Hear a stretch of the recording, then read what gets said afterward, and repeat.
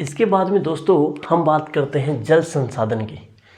जल संसाधन हमारे लिए इतना इम्पोर्टेंट है कि इसके बिना हम जी ही नहीं सकते। तो दोस्तों हमारी पृथ्वी के ऊपर, ये हमारी पृथ्वी है, इसके ऊपर आपको जितना भी नीला कलर दिखाई दे रहा है इसके ऊपर क्या है? पानी है। पिछली कक्षाओं में भी हमने बात करी थी कि जो भाग हरा दिखाई दे रहा है यहाँ पे स्थलीय भाग है, और जो नीला भाग दिखाई दे रहा है वो है जलीय। जल हमारी पृथ्वी के ऊपर 71% जो है पाया जाता है। इसी के कारण जो है हमारी पृथ्वी को क्या कहा जाता है? नीला ग्रह कहा जाता है। महासागरों में सबसे ज़्यादा पानी है, 2/3 भाग जो है पानी का वो महासागरों में है। 71% जल जो है हमारी पृथ्वी के ऊपर पाया जाता है। 29% के ऊपर हमारा स्थलीय भाग है। अब इसमें जो 71% जल पाया जाता है, यहाँ पे लवणीय जल जो है 97% है। यानी कि महासागरों में 2/3 जल के अंदर 97% जो है वो लवणीय है। ठीक है, जल। वहीं बात करें जिसमें नमक नहीं है, अलवणीय जल कितना प्रतिशत है? तो ये मात्र 2.7% है। ये कितना प्रतिशत है? मात्र 2.7%। वहीं बात करें अन्य प्रकार के जल की, तो वो है बर्फ़ के रूप में। जैसे विभिन्न प्रकार के पर्वतीय प्रदेश हैं और उनकी जो हिम टोपियाँ हैं, जैसे अंटार्कटिका है, ग्रीनलैंड है, अन्य पर्वतीय क्षेत्र हैं जहाँ पे जो बर्फ़ से हैं ढके हुए हैं, वहाँ पे जो जल है वो मात्र कितना प्रतिशत है? 1-2% है। वहीं पे हम पीने योग्य जो पानी है वो मात्र 1% है पूरी पृथ्वी के ऊपर, और वो भी नदियों में भौमजल, झीलों के रूप में जो है वो स्थित है। तो दोस्तों पानी की जो शॉर्टेज है वो हर जगह ही देखी गई है। अब हम बात करें कुछ फैक्ट्स की जो और भी इम्पोर्टेंट है कि भाई जल है, जल के बिना कुछ नहीं है, जल ही जीवन है। अब वो जल जीवन किस प्रकार से है? एक भारतीय जो है औसत 150 लीटर पानी यूज करता है। कितना पानी यूज करता है? 150 लीटर। एक भारतीय औसतन 150 लीटर पानी उपयोग करता है। इसमें से पीने में 3 लीटर, खाना में 4 लीटर, नहाने में 20 लीटर। ठीक है दोस्तों। और कपड़े वगैरह धोने में कम से कम कितना? 30 लीटर। और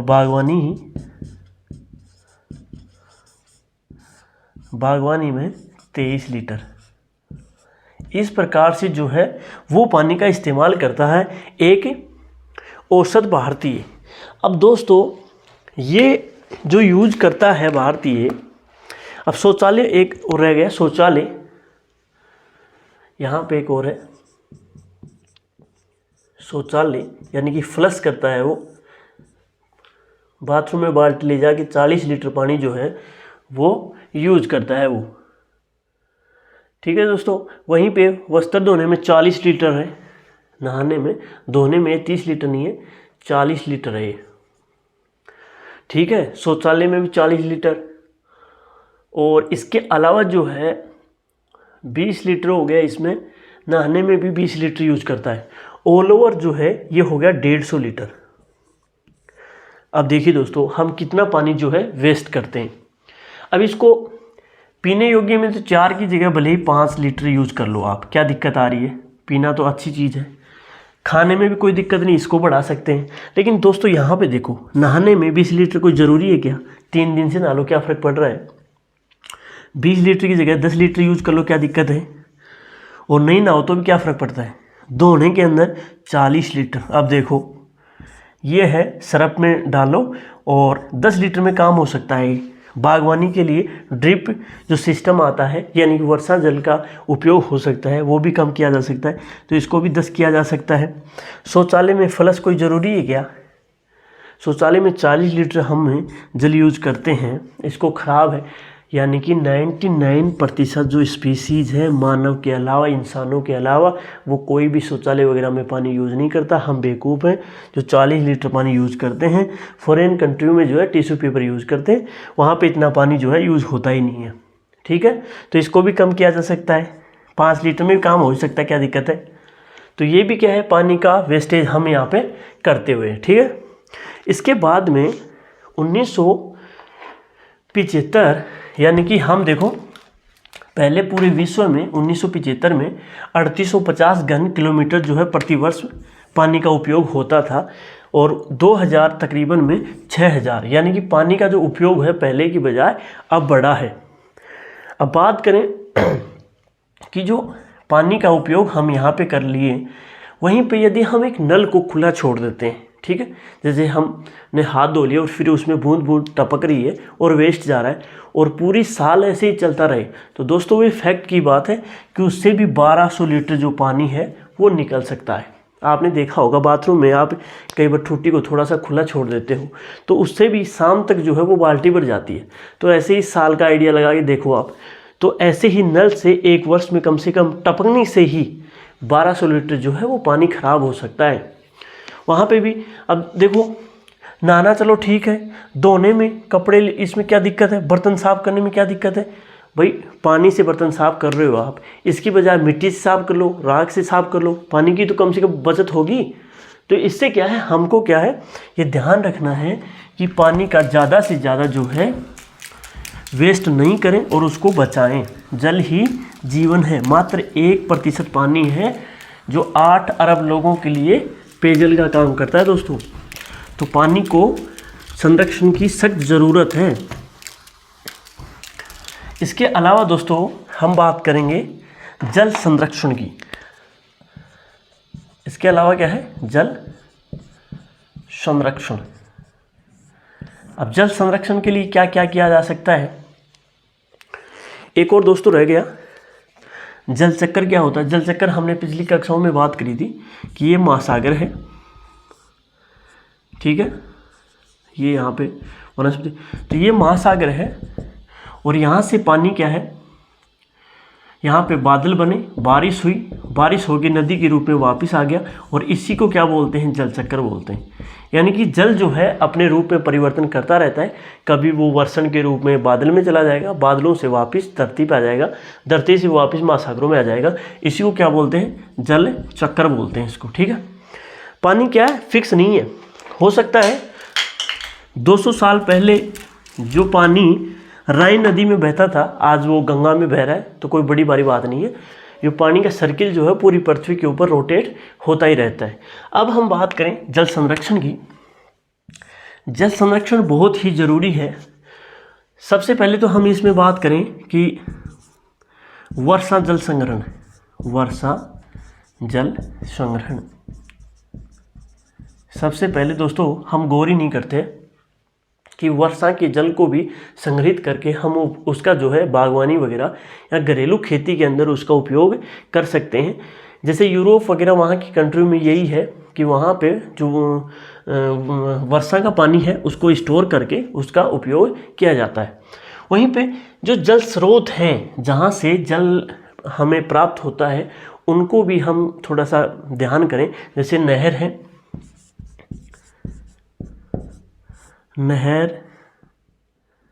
नहरों के रिसाव को रोकना,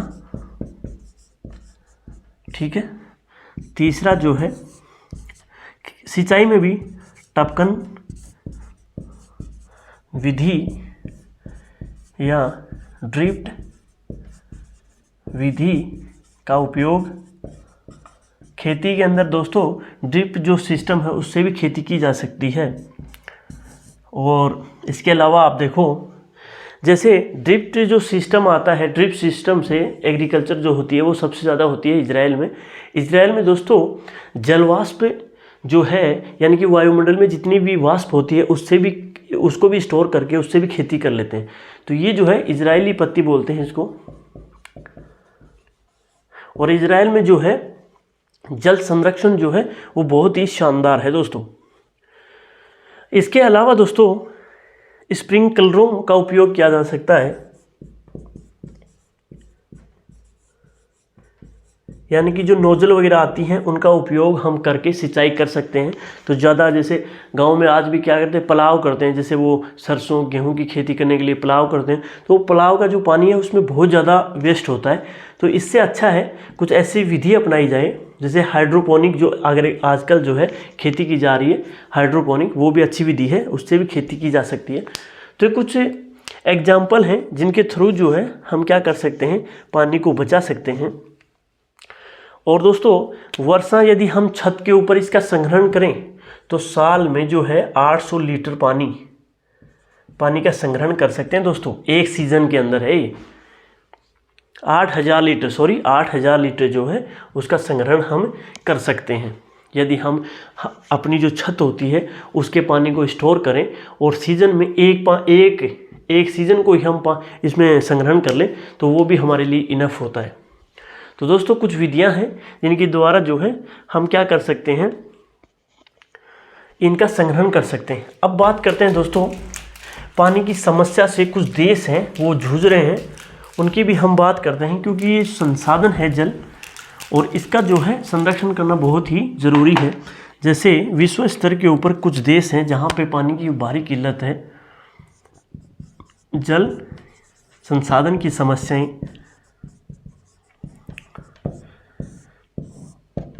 अब दोस्तों हम बात करें, जैसे अफ्रीका महाद्वीप है वो पूरा ही पानी की किल्लत से जूझ रहा है। अफ्रीका महाद्वीप, वहाँ पे हम जानते ही हैं सहारा और कई जो है मरुस्थल बने हुए हैं जिनकी वजह से वहाँ पे क्या है पानी की हमेशा ही किल्लत रहती है। अफ्रीका महाद्वीप, वहीं पे पश्चिमी अमेरिका हो गया, मैक्सिको का आपने नाम सुना होगा, मैक्सिको में भी पानी की समस्या रहती है, मैक्सिको। और दोस्तों ऑस्ट्रेलिया में भी पानी की जो है किल्लत रहती है, ऑस्ट्रेलिया इसमें भी पानी की किल्लत रहती है। इसके अलावा दोस्तों एशिया जो है, पश्चिमी एशिया जैसे सऊदी अरब वगैरह है वहाँ पे भी समस्या रहती है। तो पश्चिमी एशिया और इंडिया, दक्षिणी, हमारी इंडिया में भी कोई पानी की जो है सुविधा अच्छी नहीं है, तो इसमें दक्षिणी एशिया भी शामिल कर सकते हैं अपन। तो यहाँ पे जो है पानी की समस्या है वो पूरे वर्ष भर बनी रहती है, तो इसको भी हम यहाँ पे देखते हैं। इसके अलावा दोस्तों हम बात करेंगे फिर वनस्पति। इसके बाद में दोस्तों हम बात करते हैं प्राकृतिक वनस्पति और वन्य जीवन, जो हमारे लिए क्या है, एक संसाधन के रूप में काम करते हैं। तो पिछली कक्षाओं में हमने जानने की कोशिश करी थी स्थलमंडल, वायुमंडल, जलमंडल, इन तीनों का जो संक्रमण क्षेत्र होता है उसको हम बोलते हैं जैवमंडल। जैवमंडल से तात्पर्य है विभिन्न प्रकार के जीव जंतु जहाँ पे रहते हैं उसी को हम क्या बोल देते हैं, जीवमंडल। अब जो जीव जंतु रहते हैं ये आपस में एक दूसरे के ऊपर क्या है, निर्भर हैं, आत्मनिर्भर हैं।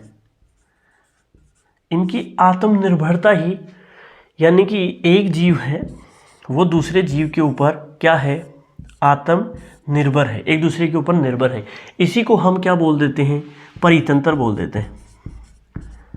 यानी कि ऐसा तंत्र जिसमें एक दूसरे, परि होता है आश्रित, एक दूसरे के ऊपर आश्रित होना, ठीक है, तो उसी को हम क्या बोल देते हैं, परितंत्र बोल देते हैं। अब इसके बाद में दोस्तों हम बात कर रहे हैं प्राकृतिक वनस्पति। तो दोस्तों हमें पता है कि प्राकृतिक जो वनस्पति होती है वो काफ़ी इम्पोर्टेंट होती है हमारे लिए। जैसे प्राकृतिक वनस्पति से हम क्या क्या प्राप्त कर सकते हैं, जैसे हमारे लिए ऑक्सीजन का काम करती है,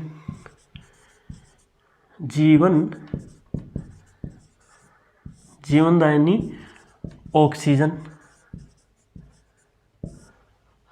प्राकृतिक वनस्पति के लाभ लिख लेता हूँ मैं यहाँ पे, के लाभ, ठीक है। ऑक्सीजन प्रदान करती है।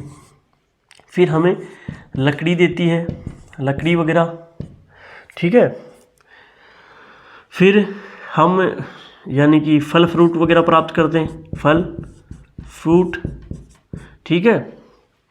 तीसरी चीज़ है इमारती लकड़ी वगैरह हो ही गई, ठीक है। इससे अन्य जो है जैसे कपड़ा वगैरह है, जैसे कागज़ वगैरह है, वो भी वहीं से प्राप्त करते हैं हम, ठीक है।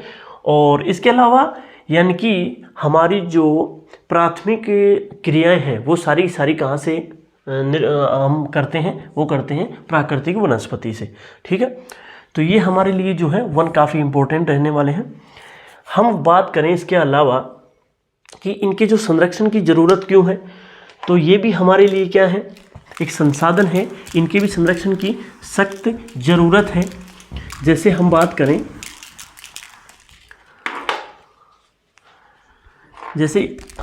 करें, प्राकृतिक वनस्पति की, हमने पिछली कक्षाओं में बात करी थी कि वनस्पति के रूप में हमने कौन कौन सी, एक तो वन हो गए, घास स्थल, वन हमने कई प्रकार के पढ़े थे, शीतोष्ण, उष्ण कटिबंधीय, ठीक है, और शीत, ठीक है। अब उसमें भी हमने बात करी थी मरुस्थलीय वनों की, मरुस्थलीय वन जैसे इसमें लिख ही लेते हैं हम, ठीक है। उष्ण कटिबंधीय, उष्ण कटिबंधीय और शीतोष्ण, शीतोष्ण कटिबंधीय वन जो होते हैं सदाहरित, ठीक है। और इसके अलावा हम बात करें शीत कटिबंध, इनमें पाए जाने वाले विभिन्न प्रकार के वन होते हैं। उष्ण में जैसे वो कौन कौन से हो गए, पर्णपाती वन है, मरुस्थलीय वन हो गए। शीतोष्ण में जो है वो जो है अलग अलग प्रकार के जो है शंकुधारी प्रकार के वन है वो पाए जाते हैं। और शीत में जो है टुंड्रा प्रकार के, जैसे उनको क्या बोलते हैं, टेगा वन बोलते हैं, वो पाए जाते हैं। वहीं उसी हिसाब से घास स्थल हैं वो भी उष्ण कटिबंधीय होते हैं, शीतोष्ण कटिबंधीय होते हैं और शीत कटिबंध में पाए जाते हैं। उष्ण कटिबंध में सवाना वगैरह हो गया, ठीक है, सवाना हो गया और पंपास वगैरह।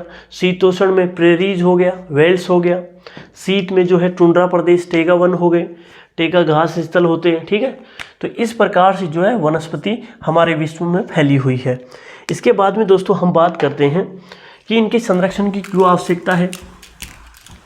तो दोस्तों कुछ प्रजातियां हैं वो दिन ब दिन लुप्त होती जा रही हैं, वनस्पति के रूप में भी और वन्य जीवन के रूप में भी। तो हम बात करेंगे संरक्षण की, इनके संरक्षण की, कि भाई उनका संरक्षण जो है वो किस प्रकार से जरूरी है।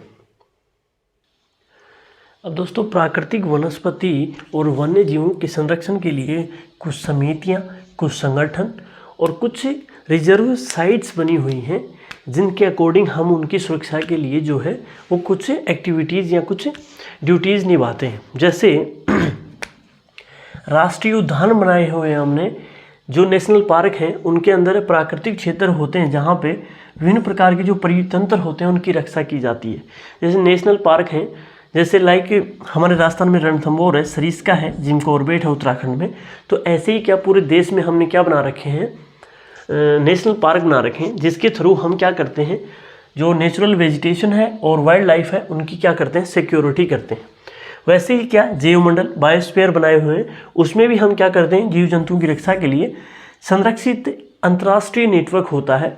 यानी कि जो अंतर्राष्ट्रीय संगठन है उनके अंडर में ये क्या कुछ क्षेत्र को चिन्हित करते हैं और उन क्षेत्रों में वहाँ की जो वाइल्ड लाइफ होती है उसकी जो है सुरक्षा ये करते हैं। जैसे भारत में जो है वर्तमान में 18 जो है वो बायोस्फीयर बनाए हुए हैं। और ऐसे ही नंदा देवी है, रण ऑफ कच्छ है नंदा देवी, और कच्छ गुजरात में है, ठीक है। तो ऐसे ही तीसरा है वन्य जीवन अभ्यारण्य, जैसे वाइल्ड लाइफ सेंचुरीज इनको बोलते हैं। तो ऐसे ही ये भी जीवों के लिए ही बनाए गए हैं, वन्य जीवों की रक्षा के लिए बनाए गए हैं। जैसे राजस्थान में हम बात करें माउंट आबू और सरिस्का की, ठीक है। तो ऐसे ही पूरे देश में भी वाइल्ड लाइफ सेंचुरीज बनाई गई हैं।